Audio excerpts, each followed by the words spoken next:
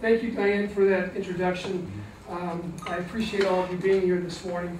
And it has been a long road, and it has been a fun road.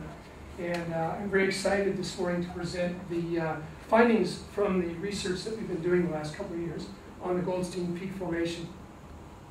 What I'm going to be talking about this morning is we'll go over an overview of the Goldstein Peak Formation a little bit. We'll talk about the rock types that are included there. We'll talk about how it relates to the paleogeography of the Western North America around that time. We'll talk about the questions that were raised in this study. We'll go into a little bit of the methodology, how we answer these questions, and then we'll talk about depositional age of the formation, and then we'll talk about provenance, a little bit about where those zircons might have come from. To give you a little background of where the Goldstein Peak Formation is, the Lake Cahuilla pendant in this area of California, you can see the Sierra Nevada batholith extending down here in the western metamorphic belt over here. And the Goldstein Peak Formation makes up the northwest tip of the Lake Cahuilla roof pendant. These dark splotches that you see along the batholith are all roof pendants, most of those associated with the King sequence that we'll talk about a little bit later as well. Here's a close-up of the western metamorphic belt. The shoe fly complex is this stippled area on the eastern side of the belt, and the dark is ultramafic rocks, most of those associated with ophiolites accreted to the continent. If we look at a close-up of the Goldstein Peak Formation, these are non-marine rocks. You can see the two shades of gray here and here that represent the different types of metamorphic rock that we see there. The light color are mainly pebble metaconglomerates. The darker colored gray are mainly schists and other metasandstones. The entire formation is surrounded by batholiths that are between 114 and 123 million years old. And to the east and north of the formation, there is this dark gray, which represents King sequence, and the Goldstein Peak Formation is resting unconformably on that King's sequence. In this area of the formation, we can see evidence of non-marine deposition. These are non-marine rocks. There is ample evidence of cross-bedding in the area. And also in that area, there's a series of granite dikes that were intruded into wet sediment. You can see cuspate margins that represent wet sediment intrusion. And this series of dikes has been dated using ID-TEMS at 139 plus or minus 1 million years ago.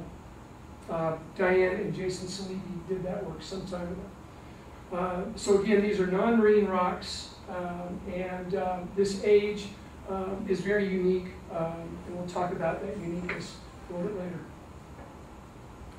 The outcrops in the Goldstein Peak Formation are typical conglomerate and metasandstone layers. Here in this area here, there's some really nice outcrops of a stretched pebble conglomerate. This chisel is about 8 to 10 inches long, so you can see the size of some of these clasts, 2, 3, 4 inches long. And then at the top of the section and at the bottom of the section, there's some metasandstones, these sillimanite schists that actually show evidence of net veining. This net veining is just basically partial melting of the schist in that particular rock. So that's kind of a little bit of an overview of this formation. Let's go back to the early Jurassic and talk about what the west coast of North America might have looked like. This is from Ron Blakey at northern Arizona. You can see that there's some lowland areas in the west, and you can see that we have this early Jurassic shoreline here. Dickinson and Garrels in 2009 published a paper that speculated that a trunk river system was draining the highlands to the east and bringing sediments across the continent and depositing those sediments in this early Jurassic shoreline. While those sediments were making their way there, however, wind currents were also taking those sediments and depositing them in these Jurassic ergs, these large sand dune areas that covered many thousands of square miles around that time. So it appears that if these sediments were being deposited off this shoreline, that the current that was in the Pacific Ocean at the time, and still is now, could have been bringing, by longshore current, these sediments down along the west coast and depositing them off the coast down here where our formation is. And this is the time when the King sequence was actually being deposited off the west coast. We also, it's also possible that the wind might have been bringing those sediments into that area as well. By the time the late Jurassic got here, we have a very complex situation going on off the west coast of North America. The Farallon Plate has changed its direction. We still have rivers that are depositing their sediments off the west coast. But the big thing going on along in the late Jurassic was this Cretaceous magmatic arc that was in place off the west coast as well, along with the Forearc Valley that was right there off the west coast that was bringing these ophiolites and other oceanic rocks to the west coast. Now this is a very simple diagram here from Ingersoll. In the late Jurassic, he proposed that the subduction was indeed taking place, but that there was an apron of sediment that was being deposited off this west coast of the arc, and a basin had not yet developed yet in the late Jurassic. But in the early Cretaceous, the subduction complex had risen just high enough to form a basin where sediments could begin to be deposited off the west coast of the arc, and the Great Valley Group began. And you can see in Ron Blakey's map over here, the Farallon Plate has changed direction again, and by this time, the Great Valley Group has indeed formed. Now this is at approximately 125. The previous slide was approximately 145, and our Goldstein Peak formation, we think, may have formed between them. So we have 145, we have 125, but we don't have very much in between them. So one of the questions that I want to answer is, were the Goldstein Peak sediments deposited during the early Cretaceous? We also want to find out, these detrital zircons that came with those sediments, were they derived solely from the Sierra Nevada arc, or were there other sources involved? And then, did these rivers that were coming out of, or wherever they were coming from, did these Goldstein Peak rivers deliver sediments and thus detrital zircons into the Great Valley Forearc as well? So the first thing we're going to do is we'll attack this first question, but let's go back a second. Let's talk about methodology. Because when we were in the field, we collected anywhere from 10 to 20 kilograms of each one of these samples, where I then brought them back to the lab and processed them in order to extract the zircons from the samples.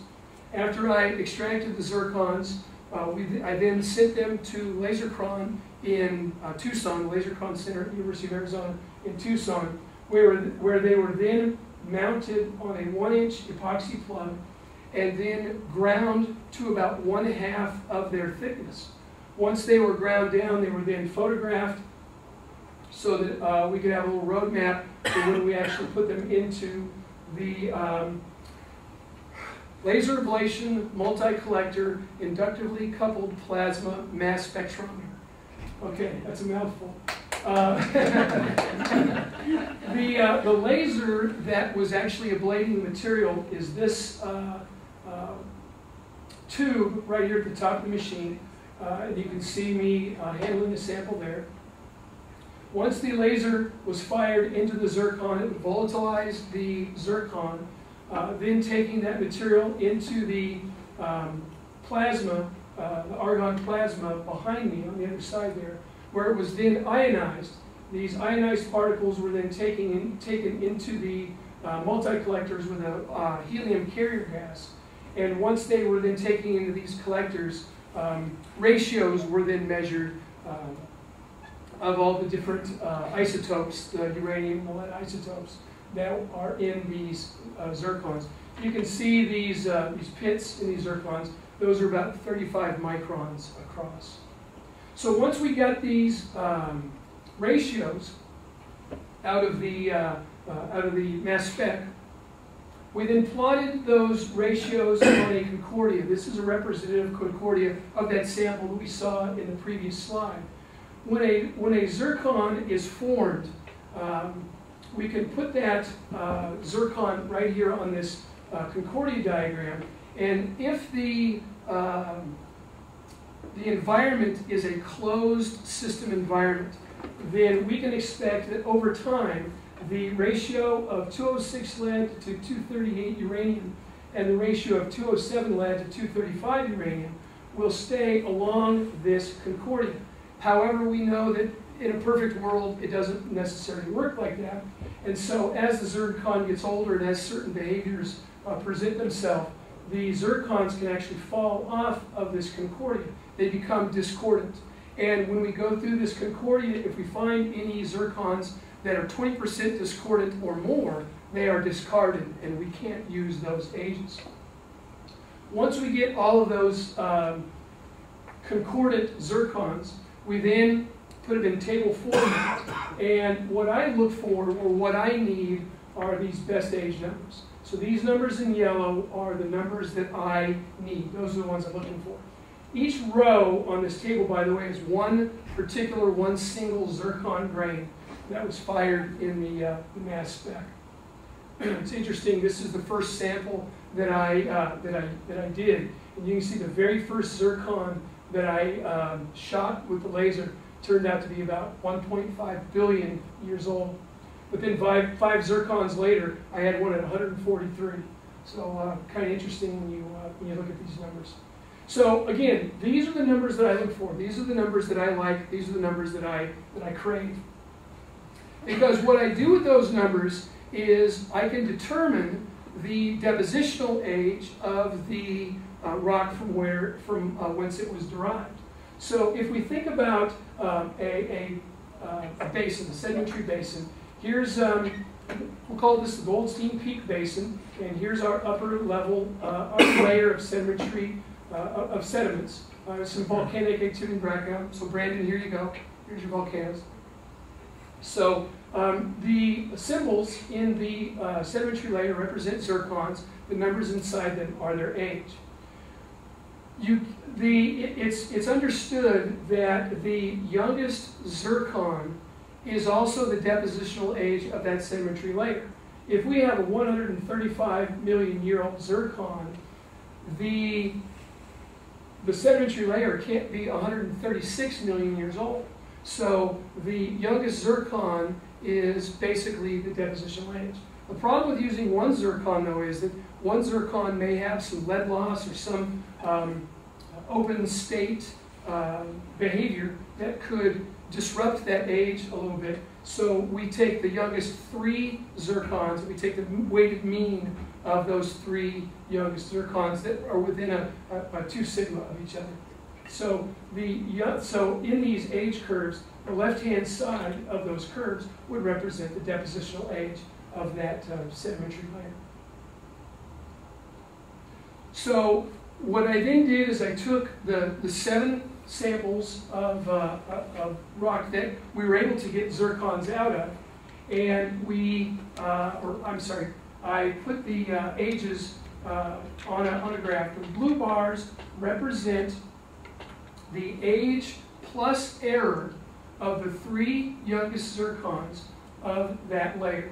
So this sample 7, this blue bar represents the range of ages with error of the 3 youngest zircons in that layer.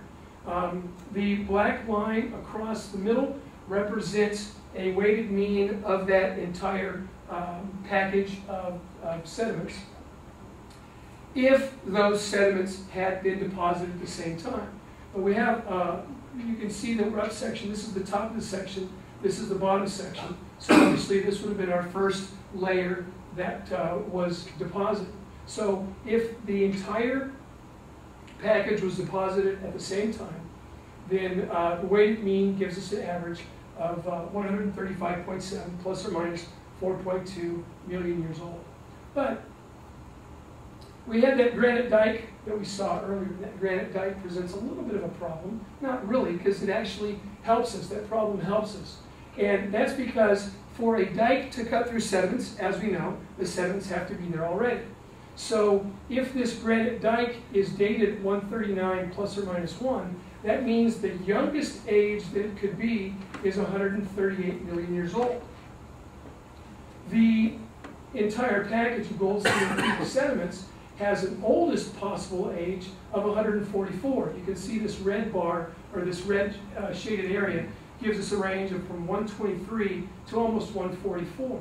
So assuming that these data sets are correct, we can bracket the age of our Goldstein Peak formation at between 138 and 144 million years ago. And if we do it, assume that those data sets are correct, and we do bracket those ages as between 138 and 144, that makes the Goldstein Peak sediments the oldest non-marine rocks in California. So back to our question, were the Goldstein Peak sediments deposited during the early Cretaceous? I think that the previous slide shows that indeed it was. They were. So now what we want to turn our attention to is, were these zircons derived from the arc, or were other sources and other processes involved? So as we look at the provenance of these sediments, and I'd like to thank Alex for contributing to the talk. This is a picture showing the arc at that time. This is an early Cretaceous picture of the arc. We are basically hovering over the San Joaquin Valley at that time, which would have been the Forearc Basin, looking to the east. So this would be the Forearc Basin, or the Pacific Ocean at the time. This is the arc. And we basically can say that we have two basic possibilities of where those sediments were derived. The Goldstein rivers could have been deriving the sediments from the arc itself, or there could have been a river that transected through the entire arc, bringing sediments and thus detrital zircons from places to the east and depositing them in the Forearc Basin. So in order to solve this problem, we're going to do some statistical probability discussion. We can actually take those detrital zircon ages, and we can plot them on what's called a probability density function, PDF, or also called relative age probability plot. Now what this picture basically is showing us is a normalized curve of all of the ages of the zircons of each of these layers. The area under each curve is 1, so the probability is shown by peaks. When you have these high age peaks, what we call age peaks, this shows us the relative probability that a zircon was that particular age. And you can see that each one of these samples has very high peaks at less than 200 million years old. Now you'll also notice with this graph that sample 7 does have some age peaks, some very small age peaks in some older zircons, or with some older zircons, but sample 2 does not. Sample 2 has a much higher probability of these young zircons than 7, and we can see that because of these curves. Another way of looking at the same data is by something called a cumulative density plot, or a CDF. This shows things with a little bit more detail. What we're looking at here is, here's our 7 layers, color-coded. And, excuse me, you can see that this sample, this red sample at the top, sample 2, that this cumulative probability basically tells us the probability that a zircon from that sample would be that age or younger. So we can take from this that this sample 2, that there's about an 85% chance that any one given zircon is less than about 200 million years old. Whereas sample 7, which is this blue line here, only has about a 45% chance that any one given zircon could be 200 million years old or less. And you can see how all the other ones vary. So we can see just from here that sample number 2 is quite different than the other samples that we collected. So what I did is, when you look at the age peaks of each one of these layers, there was a distinct line of demarcation at about 180 million years old. So what I decided to do is I would assess and evaluate these zircons in 2 different groups: the group less than 180 million years old and the group greater than 180 million years old. So here we're looking at the CDF of the zircons with the ages less than 180 million years old. You can see, once again, sample number 2 is very distinct from the others. It has about a 80–82% chance of having zircons at 150 million years old or younger, whereas these other samples, their probability is 40–60% of having a zircon that age. If we then take these zircons and put them in a PDF, like we saw earlier, some age peaks really stand out. You can see that each one of these samples, and this is in stratigraphic order with the top section up here, bottom section down here, that we see some definite age peaks with each of these samples. Also notice the number of zircons that make up this age group less than 180 million years. In that CDF we saw a few minutes ago, we saw that sample 2 had an 85% chance of having a zircon in it less than 200 million years old. Well, 72 out of 89 zircons were 180 million years old or less. We have to, it's worth noting how many zircons there are in that sample that are so young. So when we look at this PDF, we see that there's actually 3 groups of age peaks.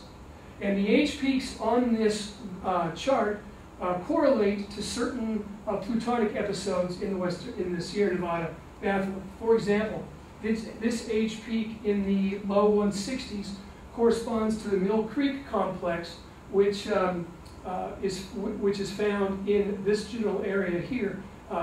The Goldstein Peak pendant is in this area here. So Mill Creek, just a little bit to the north.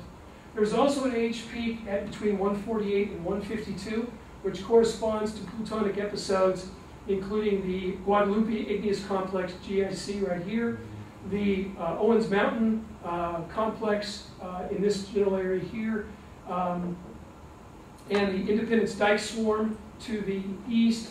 And then there's another age peak in the mid to high 130s that corresponds to an area of plutonism that's believed to be buried under the east side of the San Joaquin Valley. Jason Salivia at Caltech has done some drill core work and has found some evidence of plutonism in that age range in the eastern San Joaquin Valley. So we can see that there are definite correlations to these age peaks and definite episodes in the Sierra Nevada basin.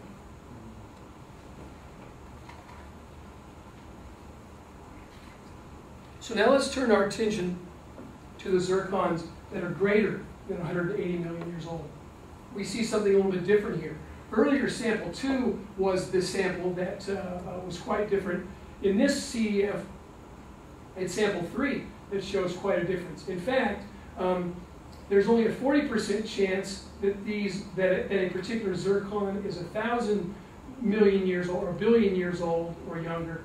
but it jumps up to almost 90% that it's 1,500 years old, 1,500 million years old or younger. So there's a 50% chance that a sample from this particular, or zircon from this sample, is between 1 and 1.5 billion years old. And you can see that the other ones seem to be kind of bunched up in this area here. So if we look at these samples, again, sample number 2 just doesn't have very many that are older, and that's, we find significance with that. We'll talk about it in a little bit. But you can see a number of age peaks greater than 180 million years old. And if we look at the age peaks and compare them to age belts, this is a map from a Dickinson-Garrels paper in 2010 that shows age belts in North America and their age ranges of when those origins or those processes were active. We can see that there's a age peak between 1.6 and 1.8 billion years old that correspond to the Yavapai-Mazatzal orogeny in Arizona and New Mexico. There's an age peak at 1.35 to 1.5 billion years old that corresponds to the mid-continent belt in the central part of the United States. There's also an age peak between 1 and 1.3 billion years old that corresponds to the Grenville orogeny. And then there's a number of age peaks between 360 and 760 million years ago that correspond to the Appalachian orogeny that also extends over here into the southwest. You can find evidence of that in Texas and New Mexico. So definitely we can see that there are age peaks that correspond to age belts in North America. And if we look at that map that we saw a few minutes ago from Dickinson and Garrels, we can see that this trunk river system provides a very logical mechanism for transporting those zircons across the continent, and either by wind or by water, that these zircons and these sediments can be deposited either into the King sequence or into these other protoliths of the Western Metamorphic Belt.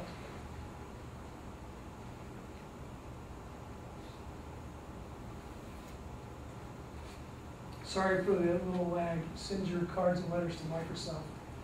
Okay. So what we then did is we decided that the Goldstein Peak, we can see that in these samples that we have correlations to these other age belts, but let's try and compare it to some more local sources. And this is a part where my study kind of breaks down a little bit, simply because there aren't very many studies out there with detrital zircon data from the Sierra Nevada Basin. So what I was able to find was detrital zircon data from the Shoofly complex, of the Western Metamorphic Belt. The Strawberry Mine, Snow Lake pendants from the Central Sierras, and the King sequence. I'd like to thank Chris for making this data available to us. And then there's also we also got some data from the Upperwood Canyon Formation and the Carrera Quartzite, which represent rocks to the east of the east of our study location that are representative of the North American passive margin. So if we take a look at these, we compare the age peaks. First of all, let's look at the Shoofly complex. You can see that these three layers here, that even though it looks like there's nothing going on, it basically tells us that these are very old sediments. And you can see that these youngest age peaks are 1.8 billion years old. This particular Shoofly sample from the Sierra City Melange does have a younger age peak. But the Strawberry Mine and the Snow Lake pendants, roof pendants, shows a lot of activity going on between 200 and 600 million years ago. The same as the King sequence and the same as the Goldstein Peak. By the way, I want to point out too that in order to make these comparisons, I took all of the Goldstein Peak samples that were greater than 180 million years old, and I made a mega sample of that. That's why the number of zircons are so large. In order to make these comparisons, I felt like we needed to lump them into one big fondue pot. So if we look at this PDF, we can, just using visual inspection, we can see that the Goldstein Peak, the King sequence, and the Snow Lake Pendant, and the Strawberry Mine do have some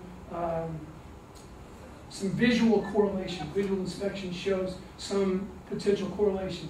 And just to remind you of those age belts, you can see that each one of these samples does have age peaks in these four major origins that we talked about a few minutes ago. Okay? So let's go back and talk about the King sequence again just for a moment. Just to remind you that this dark gray here all along the eastern part of the Goldstein Peak formation is King sequence. It's composed of King sequence rocks, and our Goldstein Peak rests unconformably. They are in contact with King sequence. We also know that the King sequence was being eroded at this time, at the time of deposition. Thus, it was resting unconformably on the surface. But in order to go from a visual correlation to a statistical comparison, let's talk about some statistical tests first. We can look at samples and we can test whether they overlap and whether they are similar by doing some mathematical tests. Here we have a reference sample, just some sample somewhere, and we're going to compare it to sample A. If we test the overlap of the two samples, it basically describes whether similar ages are occurring between those two samples. In this particular case, you can see that, yes, similar ages are occurring, and so we have an overlap of 1. The similarity of two samples refers to whether the ages occur in similar proportions. Well, in this case, you can see that it's the exact same layer, the exact same sample, and thus the similarity also is 1.0. When the value is 1.0, we say that they're a perfect match. So the closer the value is to 1, the better the match, the higher the overlap, the higher the similarity. If we look at sample B, you can see that we indeed still have similar ages, even though they're now in different proportions. So that since the similar ages are occurring, our overlap is still as high as it can be. It's a perfect match with the overlap. But the proportions are different now. And because those proportions are now different, our similarity decreases as well. Here in sample C at the top, you can see that there's just a little bit of overlap with this age peak and this age peak, a little bit of overlap in the middle, very little overlap with the younger peaks. And so we have a very small overlap and an even smaller similarity.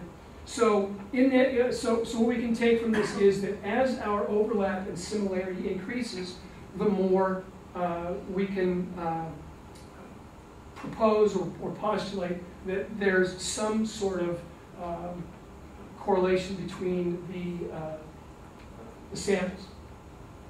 So let's look at the Goldstein Peak samples as an example.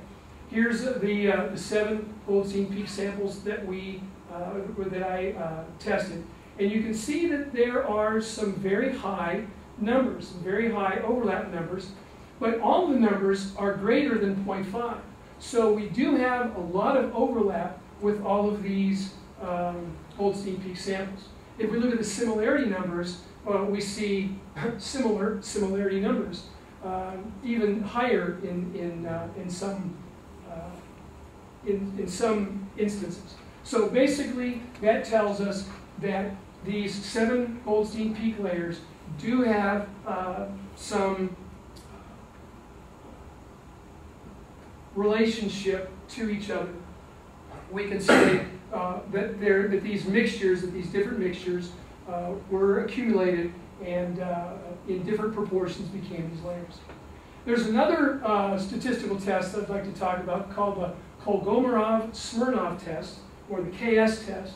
And this particular test is when we can take 2 distributions of samples and compare them mathematically to determine whether the difference between those two distributions are statistically significant.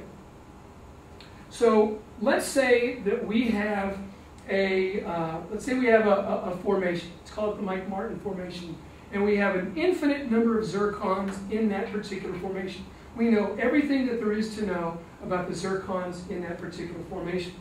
So now let's go back in there and randomly choose 100 zircons out of that sample. Well, because of that random distribution, there may or may not be a very good statistically significant relationship between those two. And so if we were to compare, let's take two samples. Let's take these two samples that I'm hypothetically referring to. And so this red one is sample 1, and the blue dotted line is sample 2. And you can see that at any given point between these two lines, there's a difference. And the difference is determined by this random distribution. If we take more zircons out of that first sample, then obviously we're going to get a lower difference because we're going to know more and more about the distribution of those samples. So basically, the D value, the difference, is the inverse of the probability, because as the difference increases, the probability that that zircon came from that sample decreases.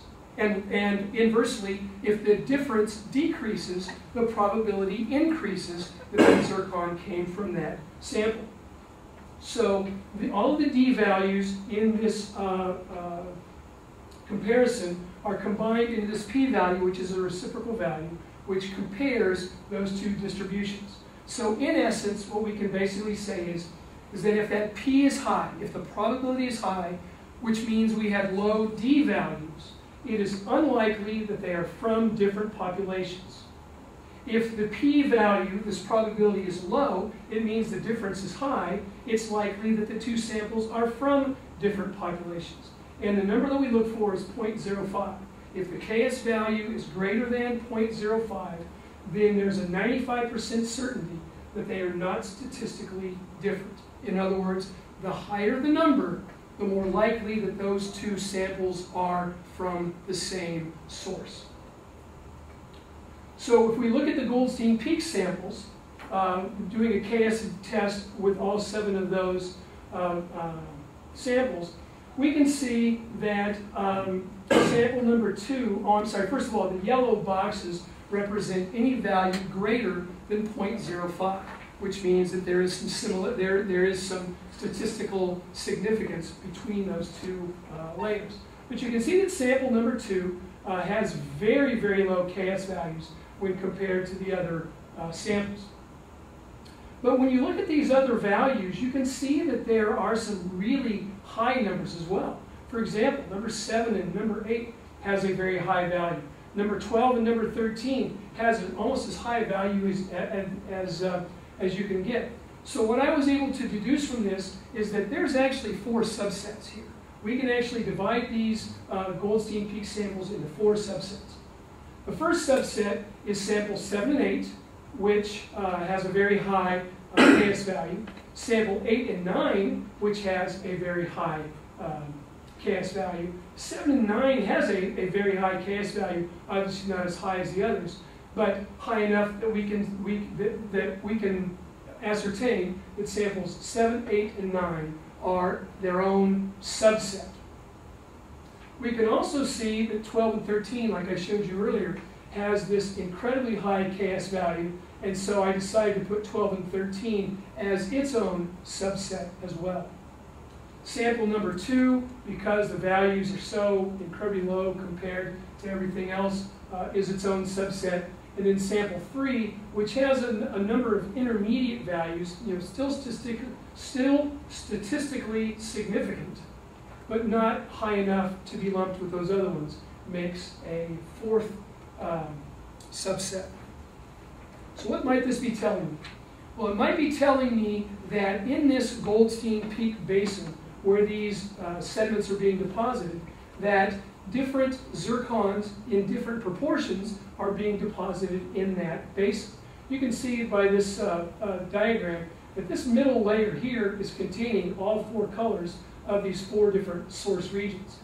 But the sedimentary layer on the top contains mostly pink zircons, likely derived from this volcanic eruption. And you can see that when you have these different processes going on, that you can have different zircons mixing in different proportions. Now let's go back to that PDF we saw earlier.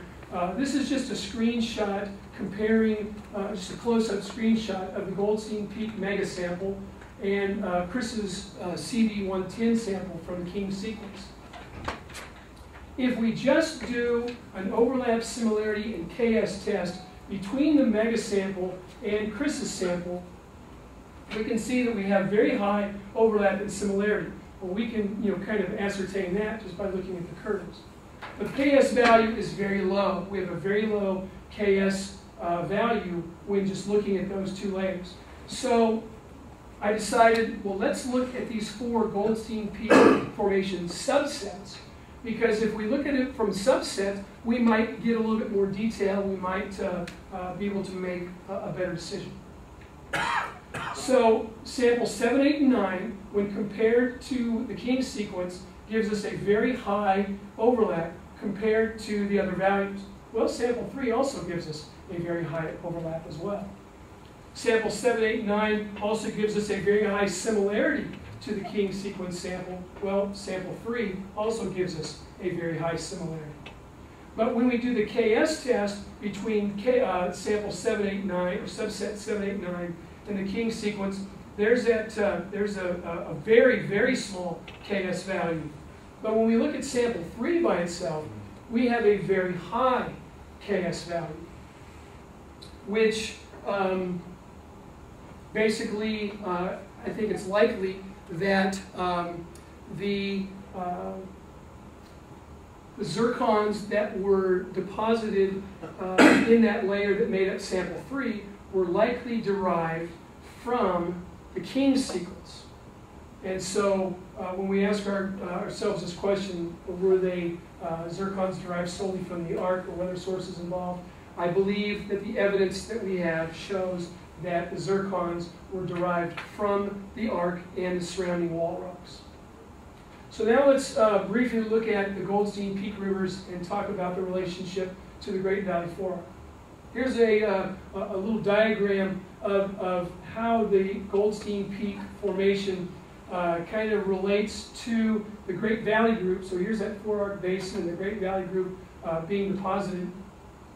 Here's these Goldstein Peak rivers that are flowing through the Goldstein Peak formation and onward into the Forearc Basin. This is not meant as a tectonic model. This is just showing you the relationship of these Goldstein Peak river sources, the Goldstein Peak formation, and the Great Valley Group. So just to back up, earlier we talked about Ingersoll's paper many years ago where he speculated the beginnings of the Great Valley Group occurring in the early Cretaceous, where you had the apron of sediment during the late Jurassic, and then when the subduction complex rose high enough to choke off that apron, it then formed this basin where the Great Valley Group was starting to be deposited. DeGraaf Surplus in 2002 did some work along the west side of the valley, doing some detrital zircon work in 3 sections of the Great Valley Group: the San Joaquin section, the Cache Creek section, and the Redding section. And so so in order to test my hypothesis, what I'm going to do is I'm going to compare my Goldstein Peak data to this Great Valley Group data that DeGraaf Surplus did. So she had some layers that contained detrital zircons that were less than 180 million years old. So so in order to do that comparison, I took 3 of her samples that had very few instances of grains greater than 180 million, and just compared the grains less than 180 million years old. You can see once again that my Goldstein Peak sample is a mega sample. I just combined all of my zircons into one lump. And then you can see these 3 layers that DeGraff Surplus had as well. The age peaks of these 3 samples match up quite well. Sample 42, the age peaks are a little bit younger, but there is a little bit of a visual correlation. When we do overlap and similarity tests with them, however, you can see that, by the way, these are of the Goldstein Peak versus these samples. So sample number 42, this one with the age peaks that seem to be younger, has a high overlap and similarity, but a value of 0 when we do a KS test. Samples 40 and 45 have very, very high overlap similarity and high KS test as well. And you can see that the KS test has an extremely high comparison value with sample number 40. So one possible explanation from this is that the entire western flank of the Sierra Nevada arc had similar river systems that were delivering late Jurassic and early Cretaceous zircons to this early Cretaceous sediment. And so I also want to point out, our Goldstein Peak sediments are here. The San Joaquin section has zircon ages that are much younger than the ages that we see in the Goldstein Peak Formation. So, so I wasn't able to compare this because they're just so much younger. So I was only able to compare ages with the Cache Creek section, from which these 3 samples were taken. So we had these parallel river systems that were draining the arc at the time, that were delivering similar mixes of zircons to the Great Valley Group, as we can see from these overlap, similarity, and KS tests. So, did the Goldstein Peak rivers deliver sediments to the Great Valley Forearc? I think the evidence suggests that indeed they did. So, to summarize, the detrital zircons that we found in the Goldstein Peak Formation, along with that cross-cutting dike, give us a bracketed age of the Goldstein Peak Formation at between 144 and 138 million years ago, which is indeed early Cretaceous. These detrital zircons were indeed most likely derived from the Sierra Nevada arc and its wall rocks, based on the evidence that we have. We also find that the 7 samples that we collected and that I processed we're actually able to define 4 zircon age subsets, and those are interpreted as representing these different mixtures of zircons in this Goldstein Peak Basin. Finally, we can say that based on the evidence that we have, that the Goldstein Peak Formation and the Great Valley Group may have been deposited by similar rivers that were draining the Sierra Nevada arc. I'd like to say some thank yous. Certainly, Adam and Phil, thank you for serving on my committee. Jeff, thank you for letting me use your lab for the magnetic separation.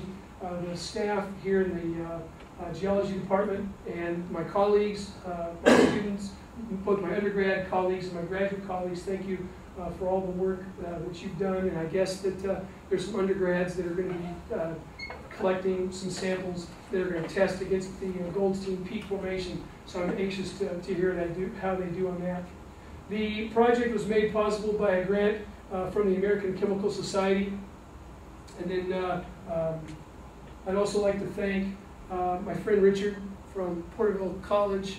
With all your help, there's no way that I could have lugged those 20-kilogram buckets of samples alone. So thank you for all you did, and for lugging the sledgehammer as well. I appreciate all your work helping me. I'd also like to thank my advisor, Diane. I can't imagine somebody my age, a reentry student, trying to start over, and I appreciate all your confidence in me and all that you taught me. Thank you for all your work with me on that. And I'd also like to thank my family and friends, especially my wonderful wife, Betsy, who stood by me for 3 years and put up with me being gone on weekends, and I can't thank you enough for you being able to help me with this and for supporting my passion.